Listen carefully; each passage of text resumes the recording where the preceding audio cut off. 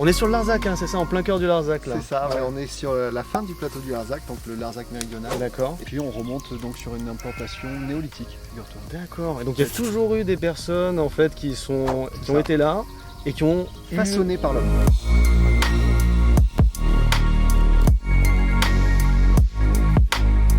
Un petit rappel un peu historique, on est vraiment sur un schéma agro-silvopastoralisme, donc D'accord. agriculture, sol, silvo-forêt, pastoralisme, l'élevage. les élevages. Nicolas, il élève des cochons et des brebis sur cet immense terrain. Les cochons, ils s'entendent bien avec les brebis, hein. D'ailleurs, ils mangent leur caca, ce qui permet d'éliminer leurs parasites. Et ça, c'est plutôt sympa. Et sur son terrain, il n'y a pas que des brebis et des cochons. Il y a aussi ça. Du coup, Nicolas, il coupe le buis avec cette grosse machine. Sinon, il y en a beaucoup trop, hein. Ah ouais, parce que mon gars, c'est une terre rude de cow-boy, enfin plutôt de pig boy d'ailleurs.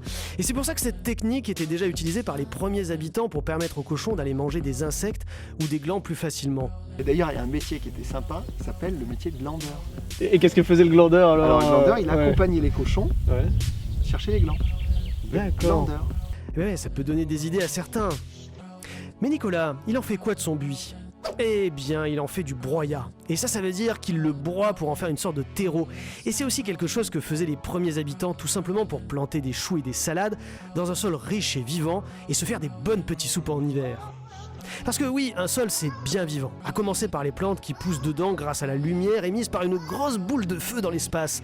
Quand elles meurent ou perdent leurs feuilles, c'est tout plein de bonnes matières organiques qui tombent par terre et ça, c'est le bonheur pour plein de bestioles au sol. Au mètre carré, des millions de champignons et des dizaines de vers de terre s'en nourrissent. Dans une cuillère à café, on peut avoir jusqu'à 100 milliards de bactéries, plus que d'êtres humains dans le monde. De la bonne terre. C'est de ce gigantesque festin qu'on obtient un sol aéré riche en eau et en nutriments. C'est la base de la vie. Et c'est pour ça que sur notre belle planète, plantes et animaux peuvent prospérer sur la terre ferme. Avec la technique du broyat de buis, on fait pareil. Sauf qu'on accélère le processus pour recréer du sol plus rapidement. Mais aussi pour produire de la chaleur. Parce qu'en plus de manger comme pas deux, les micro-organismes du sol chauffent l'ambiance dans le broyat jusqu'à 60 degrés, de quoi faire cuire une bonne petite dope des familles. En fait, Nicolas utilise les moyens techniques modernes pour remettre au goût du jour des savoirs ancestraux. Mais ce n'est pas que ça. Il prend soin du sol. Oui, ça paraît peut-être pas grand-chose, hein, un peu un truc de hippie, parce que pour beaucoup de monde, le sol, c'est juste un élément du décor. C'est vrai même dans les formations agricoles. Alors oui, on parle du sol, mais comme un support inerte.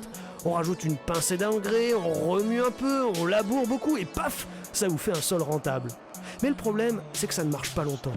Le sol, petit à petit, se vide de la biodiversité, et il devient stérile, voire carrément dangereux. La technique du broyat de buis, c'est plus qu'une technique. Ça demande de faire attention au cycle naturel. D'arrêter de considérer la nature comme un problème, mais comme une opportunité. De s'y réinsérer, puisqu'on en fait partie. Faites attention au sol. Ça nous demande de prendre un peu de temps pour observer la nature, s'en inspirer afin de concevoir des techniques plus élégantes, plus respectueuses de l'environnement et accessoirement de nous. Le problème, c'est que prendre du temps pour observer la nature de notre société actuelle, c'est vu comme n'étant pas rentable et c'est ça qui est dommage. D'ailleurs, ce qui vit dans le sol nous dégoûte un peu. On n'y fait pas trop attention, ça nous paraît normal.